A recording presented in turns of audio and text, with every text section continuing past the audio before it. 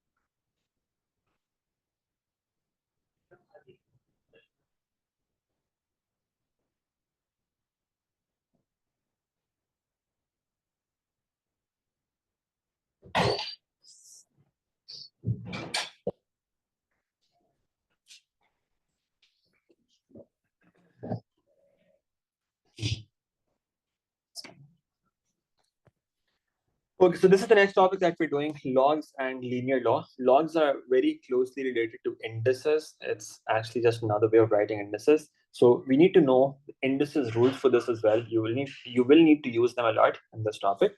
So let me just quickly remind you about them. If you have two numbers multiplying, two expressions multiplying, the bases are the same, the powers get added, right? If you have two things dividing and the bases are the same, the powers get subtracted.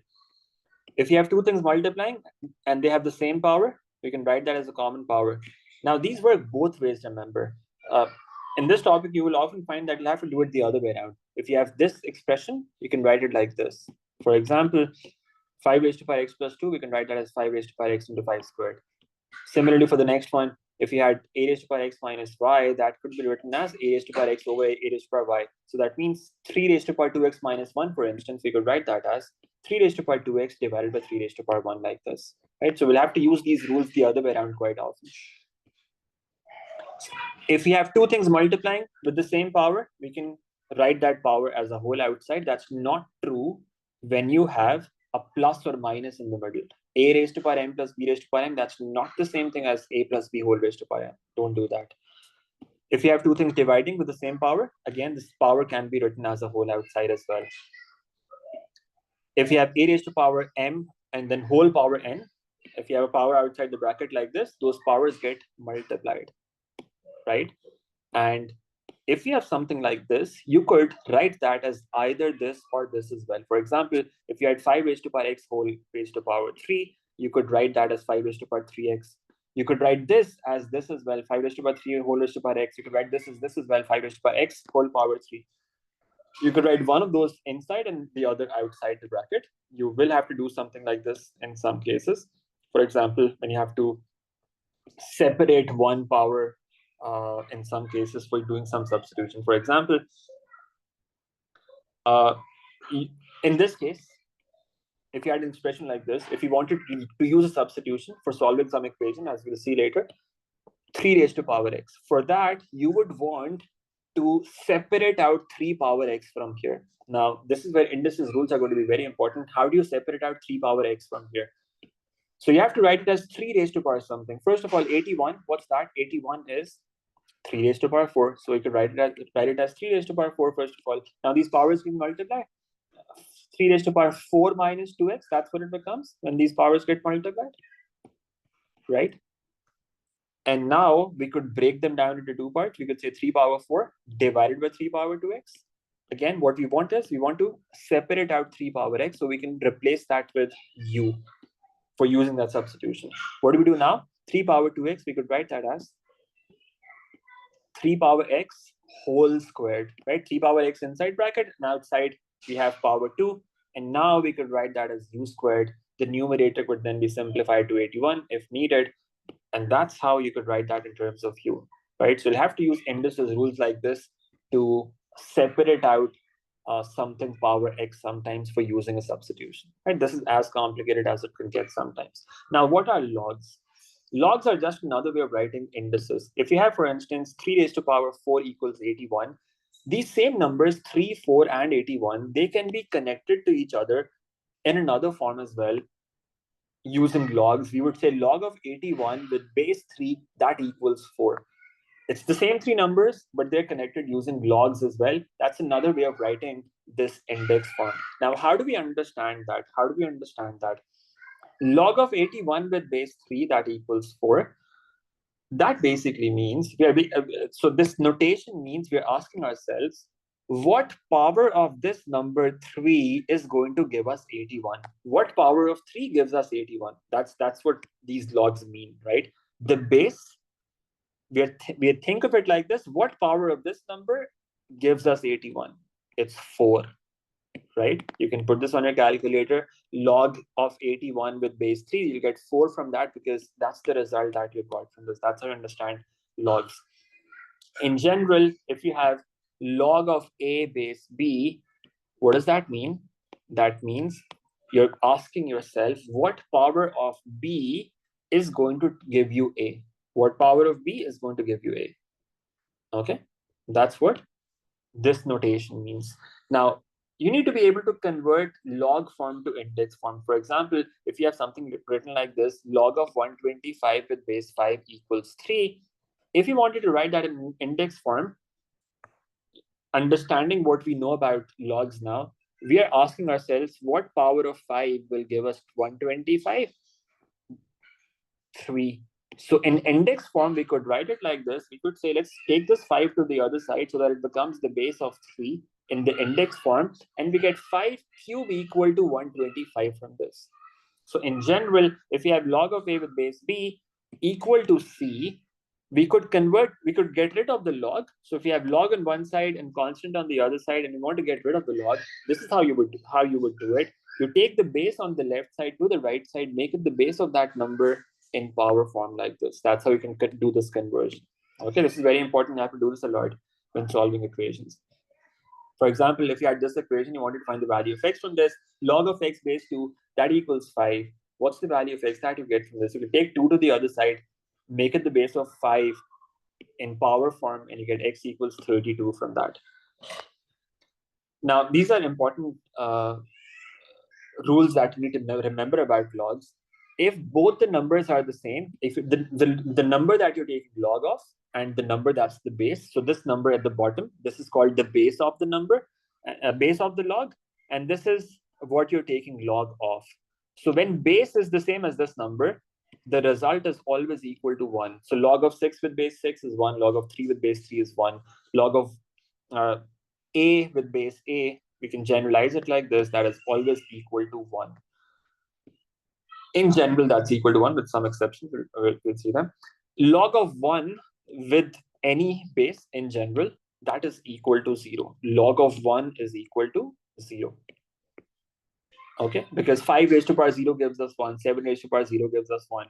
So that is why log of 1 with any base in general, that is 0. These are some two general rules that you should know about. Now, base cannot be 1. That will be problematic. Now, there's logic behind all of these, but I'm not going to that right now. We have these conditions for log. The number that you're taking log of, this number always has to be a positive number. It cannot be negative. It cannot be 0. You cannot take log of 0. You cannot take log of a negative number. And the base as well, base also has to be positive.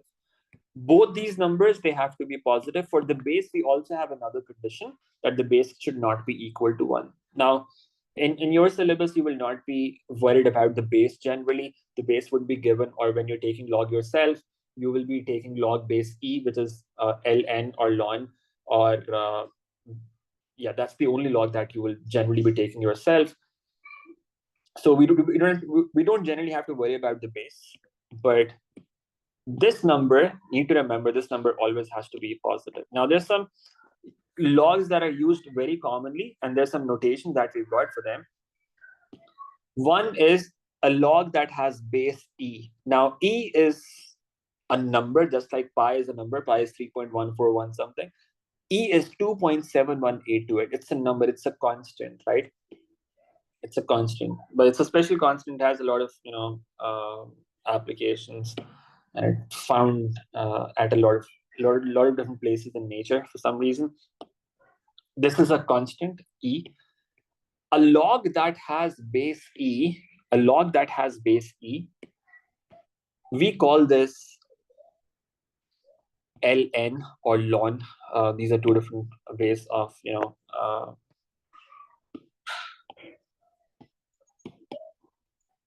representing this or pronouncing this, ln or ln. Log with base e. This is a short way of writing this. The actual function is log base e. This is just a short way of writing that. So whenever you see ln written, understand that means log with base e. Okay, it's also called natural log sometimes. And then there's another log that's used a lot in practice, which is lg, or when it just says log, that means the base in this case is 10. So whenever you have log base 10, there's a short way of writing that. You can just write lg or just log with no base. That means that it's log base 10 if the base is not mentioned. Okay, so these are two notations that we have, short ways of writing them. Because these logs are used a lot, we have these short forms so that we can write them quicker. ln log base e, lg log base 10. Now in our syllabus, again, we can do everything without lg. We'll just use ln everywhere, right? Because we will be doing integration, differentiation of this later on as well. So we'll just stick to ln everywhere, unless a question uses some other log base. In that case, we could work with that. Otherwise, whenever we're taking log ourselves, we will always take just ln, log with base e. Now, if you have ln of x equals 3, how do you solve this equation? If you think of it like this, base of ln is e. So we could think of it like this. That's log base e of x, that equals 3. E goes to the other side, becomes the base of 3 in power form. X equals e cubed. When they want exact answers from you, you would write them in terms of e like this. If they want answers in decimals, you can write them in decimal like this, and that's your final answer. Now, we will need to be able to solve different types of equations using logs. That's one major thing that you have to do using this this function. But for that, there are some laws of logarithms that you need to know about. First of all, you've got multiplication law of logarithms. What's that? I've written them using ln because that's what we will be using most commonly, but it works for any base. As long as it's the same base, it works. So in this case, if we had ln of xy, for instance, that means inside the log, we've got two things multiplying, then it becomes ln of x plus ln y. Outside log, it becomes addition. Inside log multiplication, outside log addition. That's called multiplication law of logarithms. For example, ln of 7x, we can write that as ln of 7 plus ln of x. ln of this, that can be written as ln of x plus ln of 3x minus 1. Also the other way around, it works both ways. When you have multiplication inside, you could write it like this. When you have addition outside, you could write it like this as a single log as well. It works both ways. So if you have, for instance, ln of x plus ln of 5, you can write that as ln of 5x. You had addition outside, that becomes multiplication inside. Now, remember the condition. The rule only works when you have multiplication inside log or you have addition outside log. These are the only cases in which this rule works. If you have ln of x plus 7, you have plus inside log. You can't do anything with that. You cannot simplify this. It's not ln of 7x. It's not ln of x plus ln 7. None of these works. Ln is not a number that you can just multiply with x and 7 separately like this. It doesn't work. When you have plus or minus inside the log, that is something that cannot be simplified. If you have multiplication outside log like this, ln of x times ln 4, again, you cannot use the log, any of the log rules here. It stays as it is. It's not ln of x plus 4. It's not ln of 4x. It's none of that. These rules only apply when you have multiplication inside log or addition outside log. Multiplication inside, addition outside. Okay. Similarly, we have division law. When you have division inside log, outside log, that becomes subtraction. So we have ln of x over y, outside log, that will become ln of x minus ln y. Okay, division inside, subtraction outside. This is how this could work on different examples. This will remain as it is. You cannot apply that rule here. This also will remain as it is. You cannot apply that rule here. Okay, so none of these is true. It's not equal to ln of 8 minus ln of 5, ln of 5. It's not that you can take ln common. No, you cannot do that. It's not that you can cancel out ln. Okay, so none of those things is possible, right? This will remain as it is. Okay, you can't apply this rule here. Okay, then you've got the power law of logarithms. What's the power law? If you have log of something and you have power on top of that, the power law says that this number can, whatever is there in the power, that can come outside and get multiplied here. So if you have ln of x raised to power 4, you can multiply 4 outside, and that becomes 4 ln x. If you have ln of 3 raised to power x, that becomes x ln 3, and that, as you might notice, is very helpful when you have x in the power. When you have exponential functions, when you have x in the power, that is where we use logs a lot, because in order to solve that equation, we want to bring x down, and logs help us do that. The power law, that can help us bring that x down here like this. Similarly, if you have 2 ln of x minus 5, we could apply the power law the other way around as well. We could take this number to the power. Again, it works both ways, this rule as well. If you have something in the power, you can take that outside and multiply this. If you have something multiplying outside, you could take that to the power like this. Okay, that's the power law. If you have ln of x whole cube, for instance, the rule does not work in this case, because this is whole power. The power law requires that the power is only on this thing. Okay, it's supposed to be only on this thing. And now, if you had ln of x cube, for instance, that will become 3 ln x. That will be fine. That can work. If you had something like this, you'll see such problems when we go further. Ln of 5 into 3 raised to the power x. Now, you cannot use the power law on this yet, because power is not on this whole thing. It's only on 3. You would first have to break it into 2 parts and write it as ln of 5 plus ln of 3 raised to the power x, and that becomes x ln of 3. This is how you would break it. First of all, you apply multiplication law to break it like this, and then after that, you can use the power law, not before that. Now, this is something that you'll have to do a lot later on in integration and differential equations. Whenever you have an answer in which you have log as any of the terms, when you have multiple logs in the final answer, you would always have to write them as a single log term. Now, how would you do that? Using multiplication division laws. For example, if you've got something like this, 3 ln of x plus 2 minus 3 ln x, you have done some integration, let's say, and in the final result, you are getting this. You cannot leave it like this. You have to make sure that you write it as a single log term. How do you do that? In this case, both of these numbers are the same. These multiplication and division laws that we saw earlier, they only work when there's nothing multiplying outside. There's nothing multiplying outside here, right? There should not be anything multiplying outside, just 1 or minus 1. In this case, we've got 3 multiplying outside with both of them. We cannot use the division law yet. We can first, since both of these numbers are the same, we can take them common outside. So that gives us 3 outside. And then inside, we've got this. We've got minus outside log. Inside log, that becomes division. So we can write it as 3 outside times ln of x plus 2 divided by x. Another way of thinking about this could be that you take 3 to the power, and it becomes ln of x plus 2 whole cube minus ln of x cube. And then we apply the division law to write it like this. And then it becomes whole power. Then you can write 3 outside. Gives you the same result, but longer. When you have the same numbers, it's more efficient to take that number common outside. However, sometimes what happens is these numbers are different. For example, you could have something like this: 3 ln x minus 4 ln 6 plus 2 ln of x minus 7. And what you want to do is you want to write this as a single log term. How do you do that? Now, these numbers are different. You cannot take any of them common outside as such. So what you do is you, first of all, write them in the power forms. Take all of them to the power. So write 3 in the power, so it becomes ln x cube. Write 4 in the power, it becomes 6 power 4. Write this 2 in the power, it becomes x minus 7 whole squared. Now the numbers outside are gone. We can apply the multiplication and division law on this. When you have more than 2 terms, how will those rules apply? Whichever terms have plus, you can do this all in one single go. The terms that have plus, they will get multiplied in the numerator. So you have plus with ln x cubed. So you have x cubed in the numerator. You have plus with this term. You would have x minus 7 whole squared in the numerator here as well. This term has minus with it.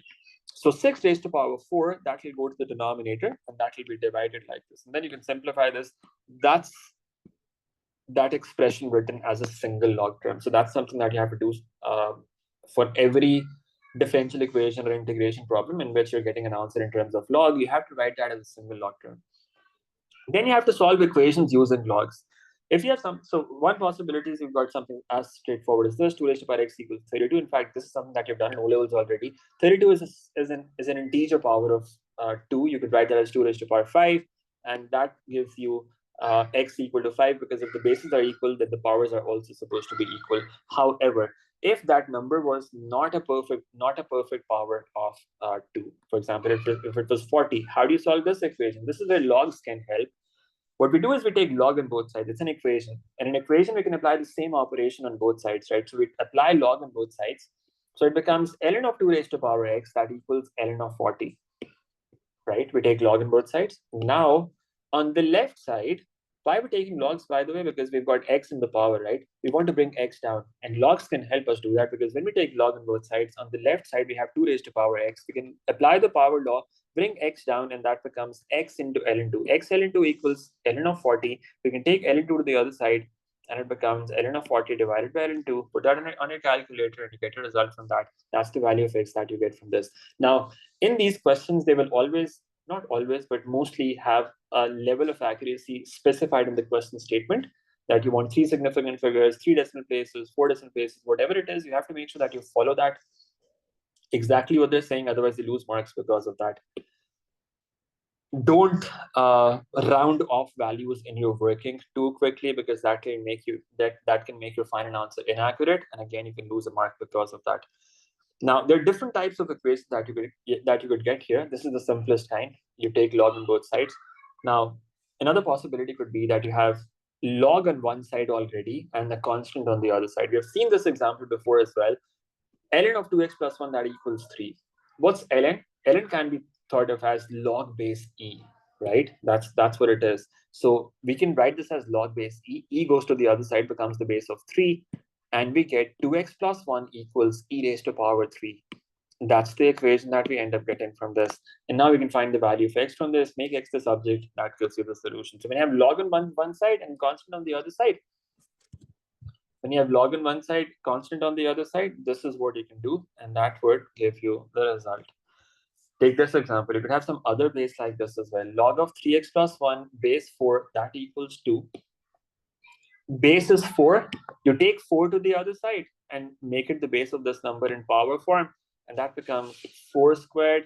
3x plus 1 equals 4 squared. That gives you the value for x. X turns out to be equal to 5.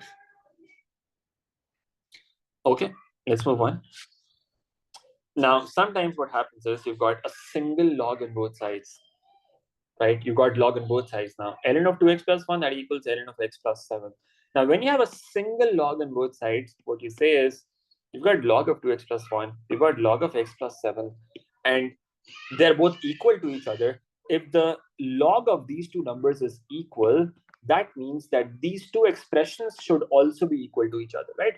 Only then their logs will be equal to each other. Those expressions themselves are equal to each other. So if their logs are equal, we say that those expressions are equal as well. 2x plus 1 equals x plus 7. In that case, of x equals 6. Okay. Now, that does not work directly when you have multiple log terms. You cannot just get rid of log here, like we did in the previous example, because on the right side, we have 2 logs. It's not log of one whole thing. We have to convert it to a single log term, first of all. How can we do that? So when we have multiple log terms in this case, we have to make them a single log term on both sides. On the left side, it's already a single log term. On the right side, if we have minus outside log, we can write that as division inside log, so it becomes ln of x over 5 like this. And now, if this is equal to this, then the expressions inside, they should also be equal to each other. So x squared minus 1, that should equal x over 5. And that gives us the value for x when we solve it further. Now, this is very important as well. We get two values of x from this. X equals 1.1 and x equals minus 0.905. Whenever we solve equations involving logs, we always need to check if the solutions that we're getting, they satisfy that equation or not. In the previous examples involving logs, we were just getting one solution. In that case, in the exam, you would only get equations that have some solution. So we're getting one solution only. So even if you don't check that, you get away with that. But when you have multiple solutions, you always have to check them because there is a possibility that you end up having one value of x that does not actually satisfy the equation because of having a negative number inside log. So in this case, if you were to input minus 0.905 inside this equation, what happens is when you input it either here or here, both of the logs are becoming negative, right? The inner parts, the inner values are becoming negative. You input here, it becomes ln of minus 0.905. That's not acceptable. You cannot take log of a negative number. This equation will become undefined. So that value is not possible.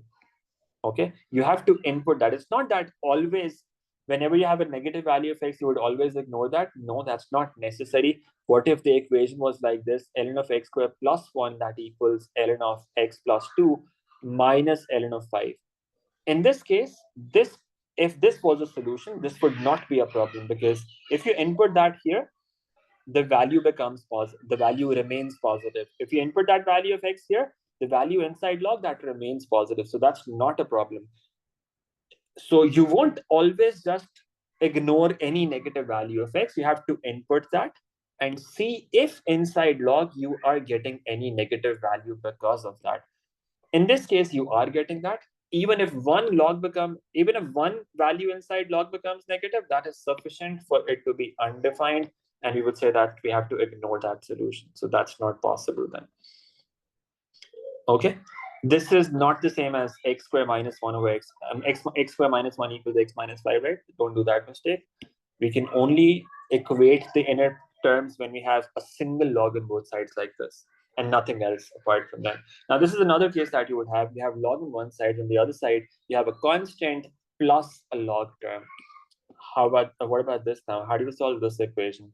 For equations like these, what you do is you take all log terms to one side. So you could say ln of x minus ln of 2x minus 1. So take log terms to the left side. On the right side, you just have 4 left. And now make this a single log term. You can apply the division law here, right? Apply the division law, and that gives you this ln of x over 2x minus 1. And now this is one of the forms that we've seen before. We've got one log on one side, a constant on the other side. We can get rid of the log because we know the base of ln, what's that? That's e. We take e to the other side, make it the base of 4. So we get x over 2x minus 1, that equals e raised to power 4. And now we just have to make x the subject. If they wanted an exact value, you would not use decimals here. If they wanted an exact value, you would keep e as it is. And you'll try to make x the subject. When you make x the subject, this is what you end up getting. And that's your final solution. If they want decimals, then you would just input this on a calculator and evaluate the corresponding decimal value from this. So x equals 0.505. That's the solution that we get for this equation. Now, sometimes you end up getting equations like these. 3 raised to power x equals 2 plus 3 raised to power minus x. What about this now? Now, taking log on both sides here is not going to be helpful. If I were to take log on both sides, ln of 3 raised to power x, since we have x in the power, we want to bring x down, right? If I were to take log on both sides, the problem with that is that I end up getting plus inside log. And that is something that cannot be simplified. There's nothing that we can do with that afterwards, right? So when you have an equation in which inside the log, when you take log on both sides and inside log, you end up getting a plus or a minus, that's mostly not going to be helpful because there's no way to simplify this further now. There's nothing that you can do after this. So taking log here is not helpful. So what do we do instead? In problems like these, we do a substitution. We could say we've got 3 power something here, we've got 3 power something here. Can we make them both 3 power x? Yes, we can write 3 power minus x as 1 over 3 power x, like this. And then we could use a substitution, let u equals 3 raised to power x. And now that equation becomes this. Solve this equation, multiply by u. That gives you a quadratic equation. Solve this quadratic, you get two possible values of u from this. Use a large number of decimal places here because this is not your final answer. Do not round off yet. These are the two values of u that we're getting from this. Once you've got these two values of u, you put that substitution back. 3 raised to power x is either equal to this, 3 raised to power x is, or 3 raised to power x is equal to this. You can take log on both sides now. For in these equations, in the first equation, if you take log on both sides, you end up getting this value for x. In the other equation, if you were to try taking logs, on the right side, you have a negative number. Log of negative number is not possible. So from the second equation, you don't get any answer because any positive number, you can take any power of that. The result can never be negative. It will always be positive. Even with negative powers of a positive number, the result is always positive. So this equation does not give us any solution. Okay. And the only solution therefore is 0.802. And that's our final solution. So for problems like these, for equations like these, when you have some number raised to power x somewhere, and there's this some other powers of that same number in that equation, and there's a plus or minus. In that case, you have to use a substitution. Taking logs directly on both sides does not help. Sometimes they will tell you to use a substitution. Sometimes they won't tell you, and you have to figure that out yourself. This would not work. This is what you have to do instead. Use a substitution. Okay, let's take another example. If you had something like this, 5 raised to power 2x minus 1, that equals 2 into 3 raised to power x. How do we solve this equation? Now, in this case, we don't have that problem. We don't have a plus or minus, right? So in this case, it is okay to take log on both sides right away, right? There's no point of using a substitution. And in this case, also, we have 5 raised to power something here, 3 raised to power something here. Using a substitution directly here is not going to help as well because we've got two different bases that we've got here. So the simple way of doing this would be to just take log on both sides right away. In this case, we can do that because there's no plus minus in the basis. So this would not be a problem. We take log on both sides, we bring this power down. Remember, when we bring this power down, this whole thing 2x minus 1 has to multiply with ln 5. Make sure that you're using brackets there. On the right side, we cannot use the power law yet. We'll have to break it down first of all into two parts. So it becomes ln of 2 plus ln of 3 raised to power x, and then use the power law here to bring x down. So it becomes x ln 3 here. We've got ln 2 here. And now make x the subject, take all x terms to one side, everything else to the other side, take x common here, and then make x the subject. That gives you the solution. If they wanted an exact solution, this is what you could have. You could convert it to a single log term in the numerator and in the denominator. And for this, if they wanted a decimal answer, then in that case, you would just write your answer in this form at the end. And that's your final solution. So if they wanted an exact answer, in this case, sometimes in the recent papers, they want you to write answers in this form, ln A over ln B. So in this case, if you had to do that, you would, in the numerator, say this becomes ln of 2 times 5. In the denominator, you could take 2 to the power, so it becomes ln of 5 squared minus ln 3. And then you could use the multiplication and division laws. In the numerator, you have ln of 10. In the denominator, you have ln of 25 over 3. You could do something like this. That's ln of A over ln B form. So sometimes you may have to convert it to this form as well. You should be able to do this. Okay, one log in numerator, one log in denominator. If they wanted decimals, like in this case, then you would just do this 1.09.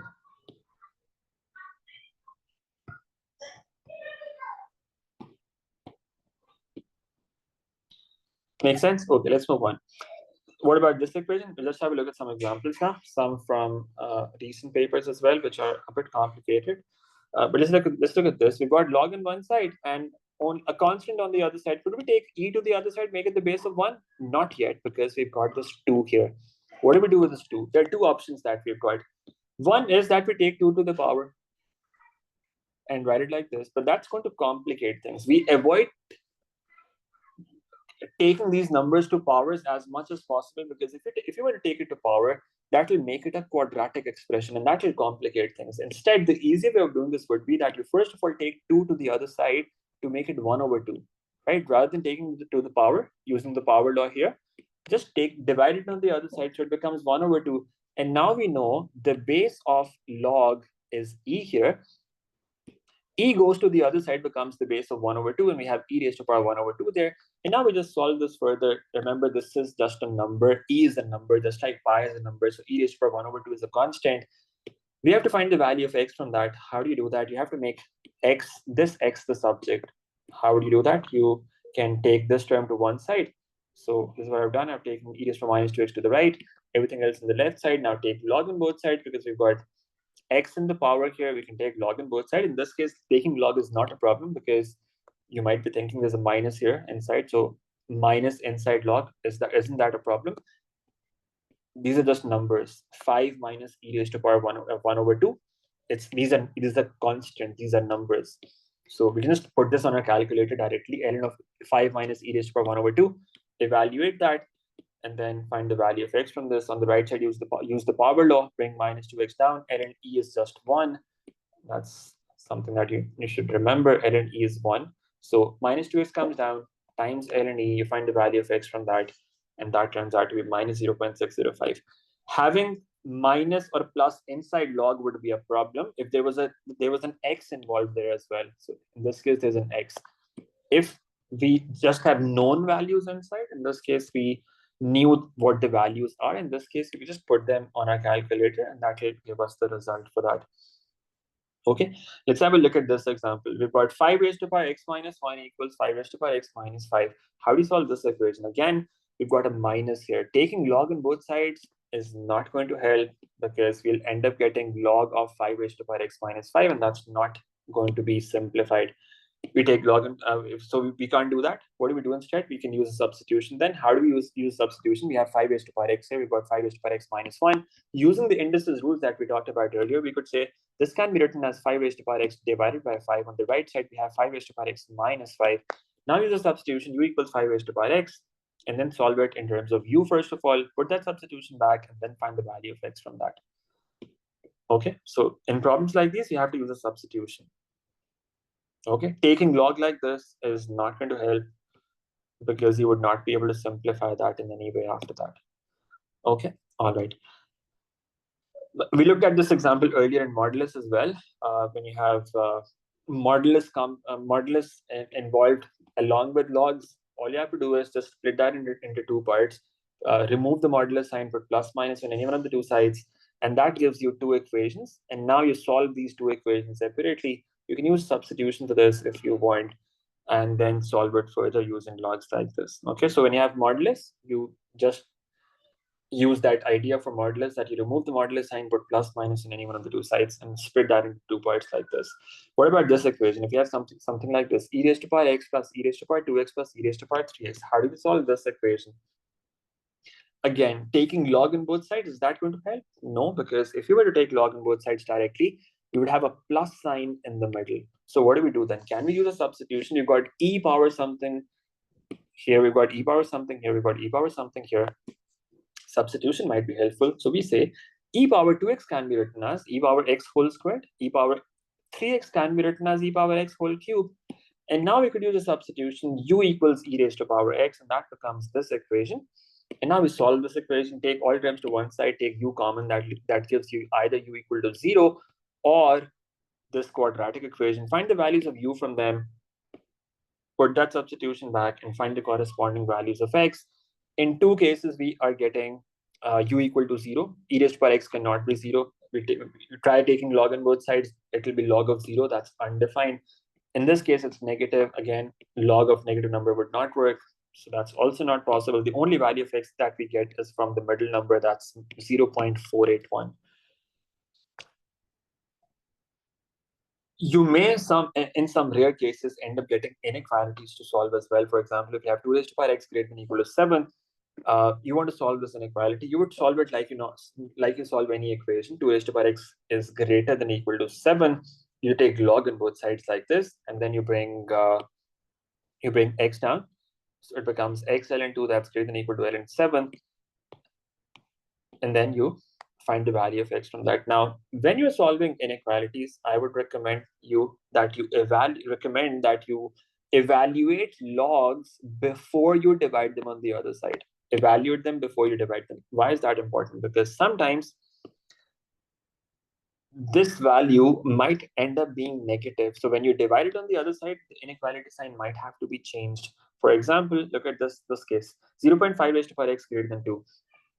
You apply log on both sides. On the left side, you get x into ln 0.5. Now, if you were to just divide it on the other side as it is, ln 2 divided by ln 0.5, that would be wrong because you would keep the same sign in that case, right? If it's not visible to you, if you just put this on your calculator like this, if you just put this on your calculator directly, ln 2 divided by ln of 0.5, now you would not notice that this value was actually negative and you were dividing by a negative value. So before you divide anything on the other side or multiply anything on the other side, first of all, evaluate that expression. ln 0.5, when you evaluate that turns out to be a negative number. So when you divide it on the other side now, the inequality sign would reverse. Okay, that has to be reversed. And then you say the final solution is x less than -1. That's the solution that we get. So log is actually positive for numbers that are greater than 1. If you take log of a number that's greater than 1, that turns out to be positive.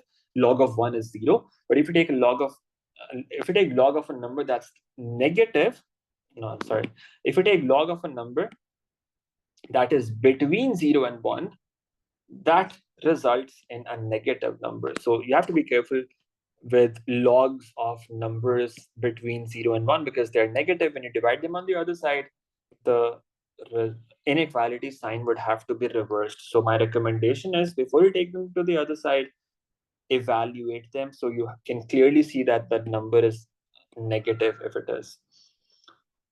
Now, this is something that will help you in some more complicated problems later on in integration differential equation. ln x and e power x, these are inverse of each other. You can try finding inverse of ln x and you would see that. So remember, base of ln is e, right? If I take that to the other side, it becomes e raised to power y equals x. So the inverse function for ln x is e power x, and inverse function of e power x is ln x. These are inverse of each other. Now, since these are inverse of each other, if you have something like this, ln of e cube, that is just 3. If you have ln of e raised to power -2, that's just -2. Why? Because ln and e, they kind of cancel each other's effect. They're inverse of each other, right? You can use the power law here as well in this case. So in this case, that's not as complicated to bring. You take 3 out here, you take -2 out here, ln e is just 1, so you get 3 and -2. But this is helpful when you have it the other way around. When you have e raised to power ln 7, for instance. Now this is equal to 7. E raised to power ln 3, for instance, that's equal to 3. So this directly simplifies to 7. This directly simplifies to 3. Because of this reason, the examiner would not accept any answers as simplified if you have log as a power of e. So in the final answers in integration and differential equation, you should avoid having log as a power of e, because you can always simplify that further. Okay, never leave an answer in which you have log as a power of e. Okay, you should simplify that further. So in general, this is helpful to remember. The second one is kind of easily understood using the power law, but this e raised to power ln x, that is equal to x, because these are inverse functions, they cancel each other's effect. Okay. Now, the next thing that you need to know about in this topic is linear law. What's that? If you have y equals 4x plus 7, if you have a number like an equation like this, for instance, that's a linear equation, right? It has a y-intercept of 7, a gradient of 4, it would look like this. If you had a quadratic equation, y equals 4x squared plus 7, what would that curve look like? That would be a quadratic curve with a y-intercept of 7 and a u-shaped curve like this. Linear law says that you can draw straight lines for functions like these as well. You can draw straight lines for these as well. Now, how is that possible? That's possible by changing the axes. Instead of drawing instead of plotting x and y, we can plot something else that will make it a straight line. For example, in this case, if I were to change the axis in such a way that on the horizontal axis, I plot x squared, on the vertical axis, I plot y, then this equation actually becomes y equals mx plus c form. Because if you compare, in place of x, we are getting x squared here. So in the horizontal axis, we have x squared plotted. In place of y, we're getting y. So on the vertical axis, we've got y plotted. So it actually satisfies that y equals mx plus c form, and it becomes a straight line if you change what you are plotting on the two axes. That's what linear law says, that if you in some cases, if you change the axes, a non-linear function can actually be drawn as a linear function, as a straight line, by changing the axes.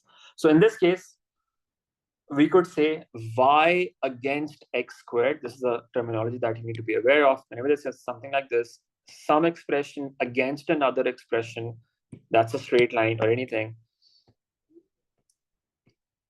What's written first, that is supposed to be what's plotted on the vertical axis. What's written second, that's supposed to be plotted on the horizontal axis. So in this case, y is on the vertical axis, x squared is on the horizontal axis. Now, what do you need to do with that? You will need to draw straight lines, not just draw, but think of drawing straight lines of non-linear functions and find their gradients, their y-intercept. For example, in this case, when we drew this straight line, for the straight line, you see, if you compare with y equals mx plus c form, the gradient of this line is 4, and the vertical intercept, the y-intercept, that is 7. So the gradient is 4 and y-intercept is 7. We could understand that from this form like this. Now, sometimes we get exponential functions like this. For example, if you have 3 into 5 raised to power x squared, and they say, show that ln y against x squared is a straight line. That's one thing. And then they want you to find the gradient and the ln y-intercept of this line. Okay, now first of all, let's stick to this. Show that ln y against x squared is a straight line. Now, how do you do that? The straight line form is this: y equals mx plus c. If they're saying ln y against x squared, what that means is, on the vertical axis, what should we have on the vertical axis? On the vertical axis, we should have ln y. We represent that with capital Y. That's what we have on the vertical axis. On the horizontal axis, we have x squared. So the straight line equation is like this: y equals mx plus c. They want that in place of y, we have ln y, and in place of x, we have x squared. We want to convert this equation to a form like this, and then we can say that's mx plus c form. That's why it's a straight line. Now, how do we convert it to this form? We have log here, right? So we take log on both sides. This was the equation: 3 into 5 raised to power x squared. We take log on both sides. On the left side, we get ln of y. On the right side, we get ln of 3 into 5 raised to power x squared. Now, on the left side, we have what we wanted. We've got ln y. On the right side, we want this form: mx squared plus c. How can we have that? We can simplify the right-hand side. It's a product inside log. We can split that and make it addition outside log, ln 3 plus ln of 5x squared, then use the power law to bring x squared down. So it becomes x squared into ln 5. And then you just rearrange this, write this term first, and you say that's ln of 5 times x squared plus ln 3. And now you compare it with the standard form, with the straight line form, which is y equals mx plus c. Since it is that form now, if in place of y, we had ln y, in place of x, we had x squared, and in place of the constant, we had ln 3, we would get a straight line. We say it's y equals mx plus c form. So you would convert it to this form and then say it's y equals mx plus c form. Writing this is important, that it's this form. That is why it is a straight line. That's what they wanted you to do first. Show that it is a straight line. Okay, so you convert it to y equals mx plus c form, and you write that down. Now they're saying find the gradient and ln y-intercept of this line. What about the gradient? Gradient is just this number. Whatever is coming in place of m here, that's ln 5. What about the ln y-intercept? What does that even mean? We have y-intercept. What is ln y-intercept? On the vertical axis here, we have ln y, right? So they're just asking you for the vertical intercept, right? What's that? That's ln 3. That's the ln y-intercept. We say that is ln of 3. The line would look like this, even though they've not asked us to sketch that here. But just for understanding, this is what it would look like. On the vertical axis, we have ln y. On the horizontal axis, we have x squared. This intercept is ln3, and the gradient of this line is ln5. And that's what it looks like, and that's how linear law is used. Let's take this example. You have a line given, the variables x and y, they satisfy this equation.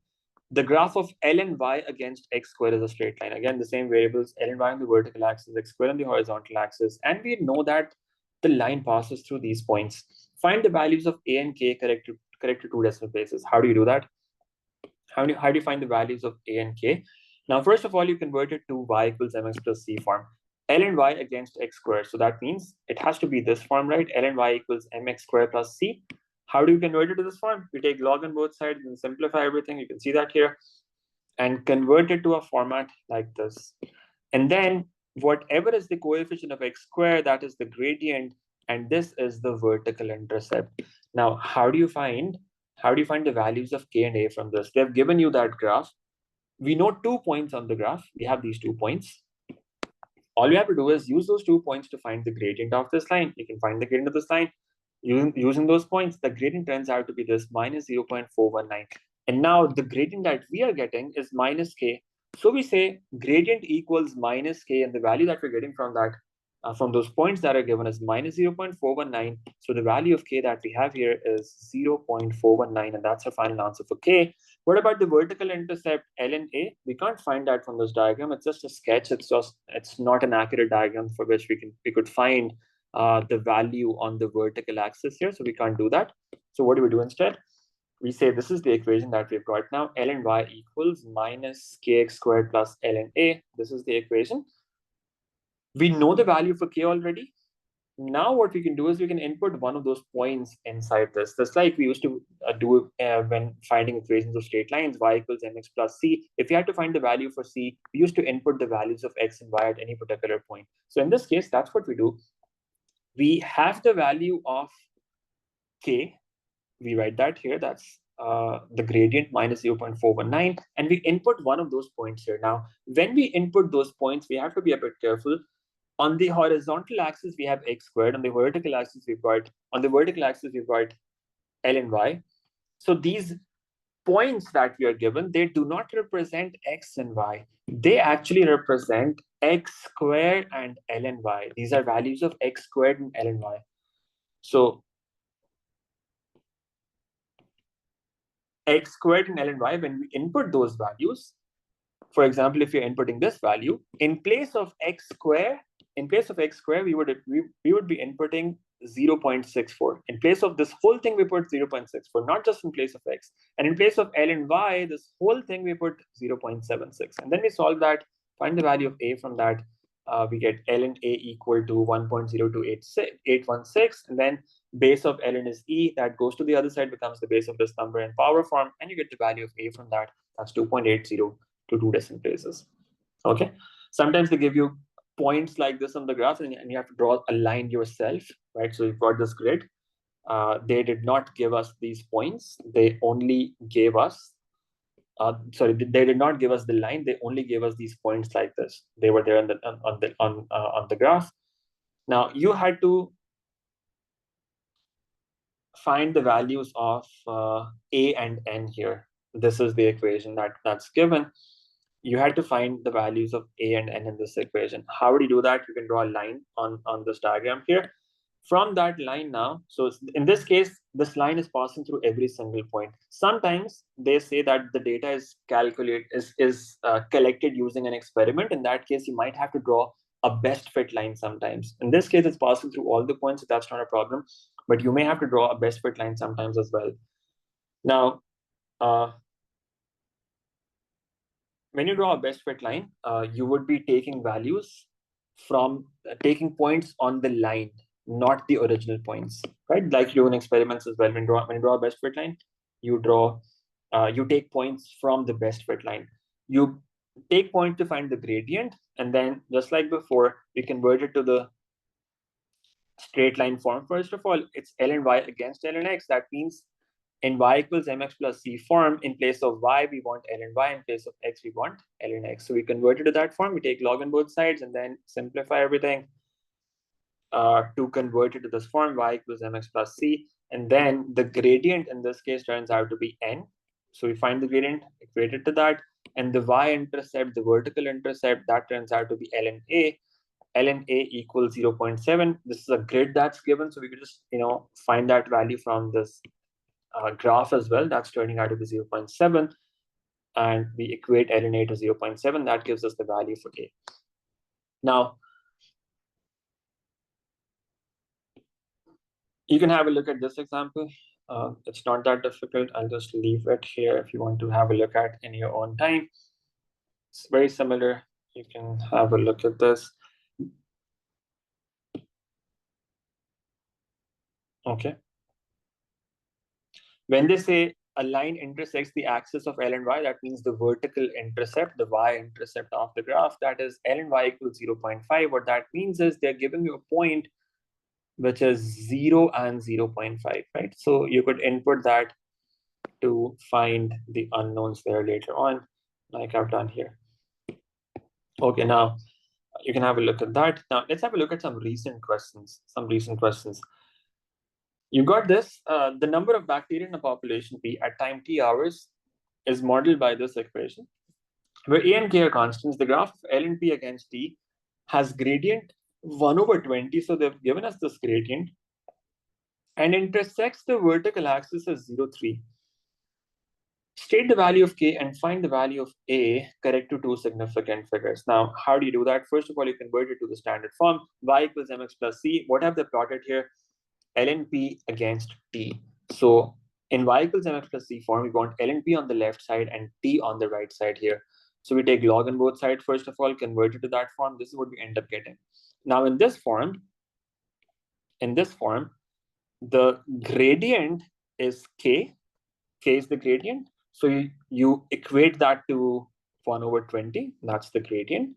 And the vertical intercept, that's 3. So we say ln a equals 3. The value of a turns out to be e cubed. So we can find that easily, right? Like this. That's pretty standard.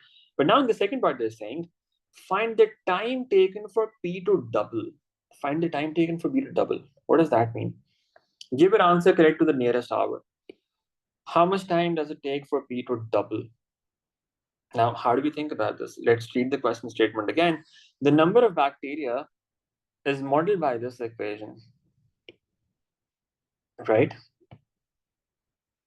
We have the graph of ln P against T. On the vertical axis, we have ln P. On the horizontal axis, we've got T.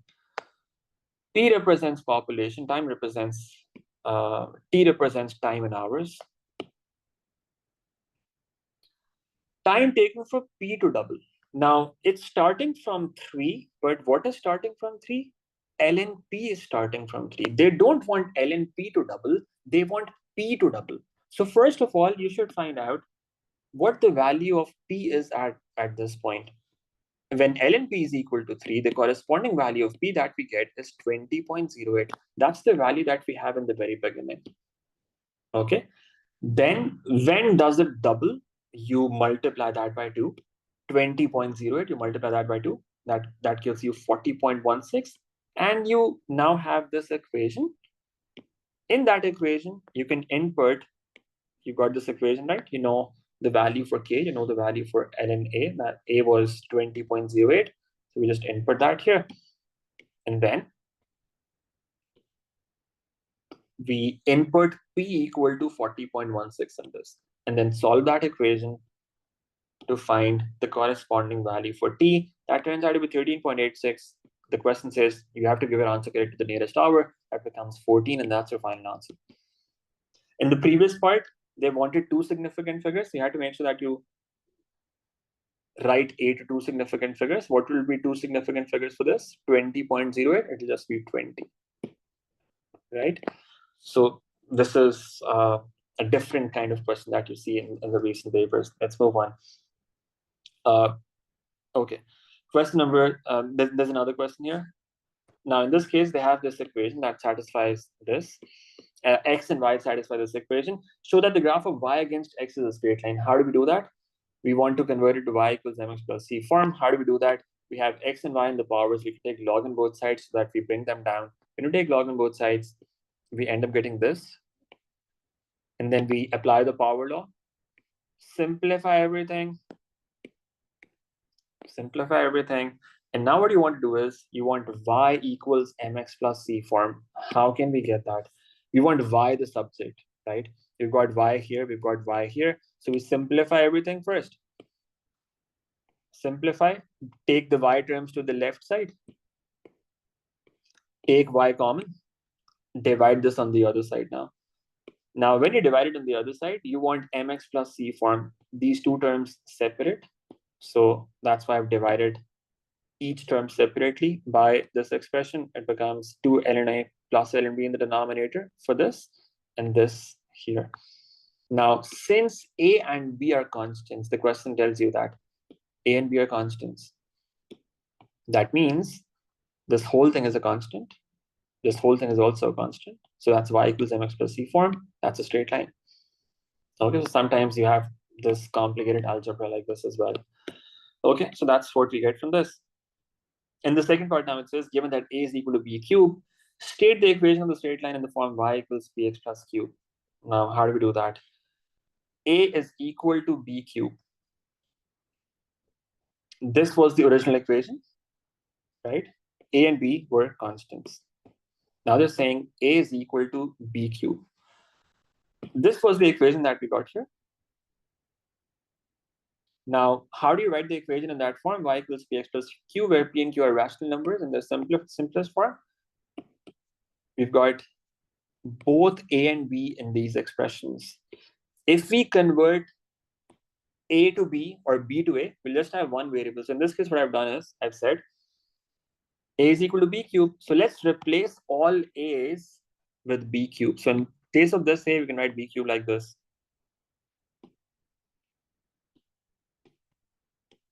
Right? In place of this A, we can write B cubed. In place of this A, we can write B cubed.